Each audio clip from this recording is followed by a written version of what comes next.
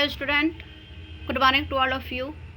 आइए आज हम लोग स्विट्ज़रलैंड के संविधान या स्विट्ज़रलैंड में जो प्रत्यक्ष लोकतंत्र है उसकी सफलता का क्या कारण है, इसे आज हम लोग पढ़ेंगे। जैसे भारत में भी है कि प्रजातंत्र में प्रत्यक्ष लोकतंत्र की सफलता का कारण हम लोग पढ़े हैं, तो उससे पता चलता है कि हमारे यहाँ जो विविधता है, विविधता में भी प्रजातंत्र कैसे सफल हो जाता है, तो उसका कुछ कारण है जिसके वजह से कि प्रजातंत्र सफल हो जाता है। इतनी बड़ी देश, इतनी जनसंख्या है, अनेक भाषा भाषी के लोग हैं, अनेक जाति धर्म संप्रदाय के लोग हैं, फिर भी जो है हमारे यहाँ प्रजातंत्र प्रत्यक्ष तो हमारे यहाँ नहीं पढ़ते हैं। हम लोग के यहाँ हम पढ़ते हैं कि प्रजातंत्र कैसे जो है सफल हो जाता है, या प्रजातंत्र की सफलता के आवश्यक कुछ शर्तें को पढ़ना पड़ता है। उसी प्रकार से आइए आज हम लोग स्विट्ज़रलैंड में प्रत्यक्ष प्रजातंत्र के सफलता के कुछ कारण है, इसे हम जानते हैं। स्विट्ज़रलैंड में प्रत्यक्ष प्रजातंत्रीय व्यवस्था सबसे अधिक सफल रही है। स्विट्ज़रलैंड में इस सफलता का श्रेय वहाँ की विशिष्ट परिस्थितियों को ही है। अब वहाँ की क्या विशिष्ट परिस्थिति है, आइए जानते हैं।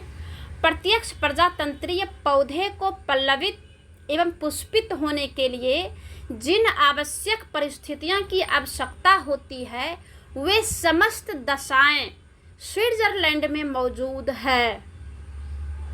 स्विट्ज़रलैंड में प्रत्यक्ष प्रजातंत्रीय संस्थाओं की सफलता के कई कारण हैं। तो आइए हम आज उस कारण को जानते हैं, जिसमें कि पहला है भौगोलिक स्थिति। भौगोलिक स्थिति जो है पहला कारण है। स्विट्ज़रलैंड का एक अत्यंत छोटा सा देश है, जैसा कि जानते हैं सबसे छोटा देश है, और इसकी जनसंख्या और क्षेत्रफल दोनों अत्यंत सीमित है। जनसंख्या भी सीमित है, क्षेत्रफल भी सीमित है। इसके कारण वहाँ लोक निर्णय एवं प्रारंभिकी आदि विधियाँ का प्रयोग सफलतापूर्वक हो जाता है। वहाँ की प्राकृतिक बनावट और कृषि की प्रधानता ने भी प्रत्यक्ष प्रजातंत्र की सफलता में सहायता पहुँचाई है। दूसरा जो है स्विस नागरिकों का चरित्र। अब देखिए, स्विट्ज़रलैंड के जो नागरिक है उसका चरित्र भी प्रजातंत्र में सफल होने का कारण है। दूसरा कारण है स्विस नागरिकों का चरित्र। स्विस नागरिक शिक्षित होने के साथ साथ अत्यंत उज्जवल चरित्र वाले रहे हैं, ये चीज़ याद रखना है। उनका चरित्र शांति प्रियता, उदारता, व्यवहार कुशलता, विनम्रता, राष्ट्र प्रेम, कर्तव्य परायणता एवं उत्तरदायित्व आदि गुणों से पूर्ण है। इन गुणों के कारण ही राजनीति और शासन संबंधी कार्यों को अत्यंत सावधानी एवं गंभीरता से करते हैं, जिस वजह से प्रजातंत्र जो है सफल रूप से काम कर जाता है। तीसरा जो कारण है प्रजातंत्र सफल होने का, वह है सामाजिक एवं आर्थिक समानता। समाज और आर्थिक रूप से जो है समान मानता है, ठीक है।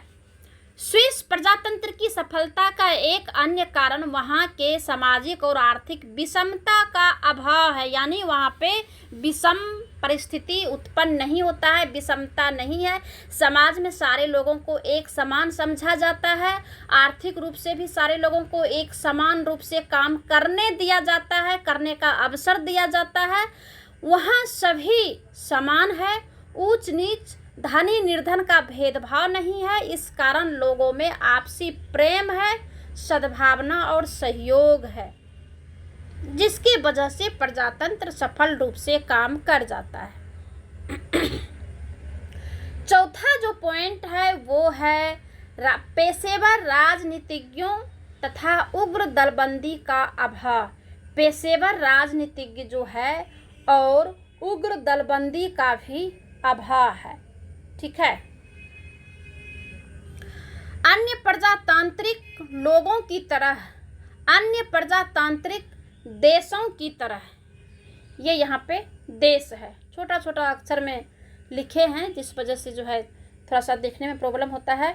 हम जो है पॉइंट में अंडरलाइन कर रहे हैं, पॉइंट को अच्छे तरीक़ा से समझना है और पॉइंट को समझ के लिखना है। पेशेवर राजनीतिज्ञों और उग्र दलबंदी का अभाव है।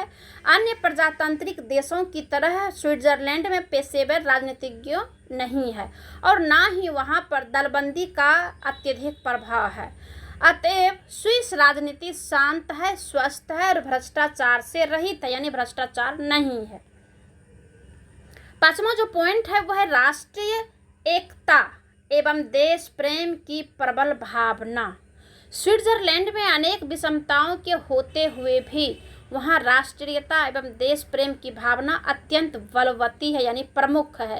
राष्ट्रीय एकता की भावना एवं देशभक्ति की भावना प्रबलता के कारण ही वहाँ के निवासी निजी स्वार्थ की तुलना में राष्ट्रीय हित और राष्ट्रीय हित को अधिक महत्व देते हैं, जिसके वजह से प्रजातंत्र सफल हो जाता है। छठा जो कारण है इसका जो सफलता का, वो है स्विट्जरलैंड की तटस्थ नीति, यानी कि तटस्थ नीति है, किसी में जो है संलग्न, किसी के ऊपर निर्भर या किसी के ऊपर ज़्यादा झुकाव नहीं रखता है। 1815 ईस्वी की वियना कांग्रेस से ही स्विट्जरलैंड तटस्थ विदेश नीति का पालन करता रहा है। प्रथम विश्व युद्ध 14 से 18 और द्वितीय विश्व युद्ध 1939 से 45 के दौरान भी स्विट्जरलैंड तटस्थ बना रहा था। अतएव अंतर्राष्ट्रीय संगठनों एवं समस्याओं के प्रादुर्भावों से भी वह मुक्त रहा है। स्विट्जरलैंड की तटस्थता वहाँ प्रजातंत्र के विकास में बहुत अधिक सहायक सिद्ध होता है। सातवां जो पॉइंट है स्थानीय स्वशासन की श्रेष्ठ व्यवस्था है, बहुत अच्छी व्यवस्था है स्थानीय स्वशासन की। त्रिस्तरीय व्यवस्था जो अपने यहाँ है, मुखिया सरपंच जिला परिषद का जो चुनाव होता है, ये जो है वहाँ की व्यवस्था सबसे प्रमुख है। स्थानीय स्वशासन प्रजातंत्र की आधार भूमि एवं राजनीति की प्रयोगशाला है, यानी प्रयोगशाला कहा जाता है, उसे लैब कहा जाता है। लैब में क्या किया जाता है, किसी चीज़ का एक्सपेरिमेंट किया जाता है। ठीक है। अब जैसे कोई चीज़ व्यवहार में लाना है तो पहले उसे जो है सैद्धांतिक रूप से अपनाना है, तो उसे पहले व्यवहारिक रूप से वहाँ पे एक्सपेरिमेंट करता है। कहाँ पे? स्थानीय स्वशासन में। स्विट्जरलैंड में स्थानीय शासन की व्यवस्था अन्य देशों की अपेक्षा अधिक श्रेष्ठ है। वहाँ स्थानीय स्वशासन की इकाइयाँ पर्याप्त स्वतंत्र एवं आत्मनिर्भर है। ठीक है। आठवां जो कारण है सफल होने का, वो है ऐतिहासिक पृष्ठभूमि। स्विट्जरलैंड में प्रत्यक्ष प्रजातंत्र की संस्थाएं सदियों से चली आ रही है, जिससे स्विस जनता में इनके प्रति अत्यधिक श्रद्धा एवं लगाव होता है। वहाँ की जनता इनको सहज ही अपनाए हुए हैं। ठीक है। ये रहा स्थानीय स्वशासन। आठवां जो रहा ऐतिहासिक पृष्ठभूमि। अब लास्ट है नम्मा, जो कि प्रजातंत्र, प्रत्यक्ष प्रजातंत्र सफलता का कारण जो बना है वो है जनता का शिक्षित होना। ये सबसे लास्ट में लिखे हैं, लेकिन इसे हमें जो है सबसे पहले लिखना चाहिए था कि सबसे बड़ा हथियार जो है प्रजातंत्र को सफल होने में जनता का शिक्षित होना। प्रत्यक्ष प्रजातंत्र की सफलता का एक बड़ा कारण यह भी है कि स्विस जनता प्रायः शिक्षित है। स्विट्जरलैंड के सभी कैंटनों में निःशुल्क और अनिवार्य प्रारंभिक शिक्षा की व्यवस्था है। उपयुक्त विवरण से यह स्पष्ट होता है कि प्रत्यक्ष प्रजातंत्र स्विस भूमि में भली भांति पल्लवित एवं पुष्पित हुआ है, यानी कि स्विट्जरलैंड के भूमि में ही यह बीज उगा है, बढ़ा है, फूलित हुआ है, उसमें पुष्प लगा है, उसमें फल लगा है। प्रत्यक्ष प्रजातंत्र की पद्धतियां स्विस जनता का अभिन्न अंग भी बन गया है। प्रत्यक्ष प्रजातंत्र की पद्धति जो है स्विस जनता का एक अभिन्न अंग है। ठीक है। ये खत्म हो गया। आगे जो है एक दो क्वेश्चन और है, जो कि हम शॉर्ट में पढ़ाएंगे, उसके बाद लॉन्ग क्वेश्चन पढ़ाएंगे। ठीक है, तब तक के लिए धन्यवाद।